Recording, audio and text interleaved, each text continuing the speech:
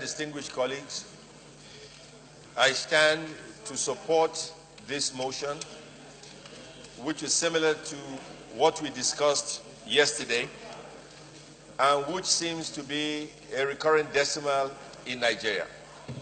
It seems to be that Nigeria is becoming a lawless country, a country with no rules and regulations, a country where laws are not adhered to, a country where there is no consequence for bad behavior. We either have a government or we don't. We either have security agencies or we don't.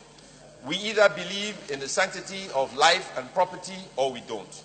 These are the fundamental issues at stake today. Because every day since we've been here, somebody has gotten killed, raped, maimed, throat slit, killed at gunpoint, and every day we have resolutions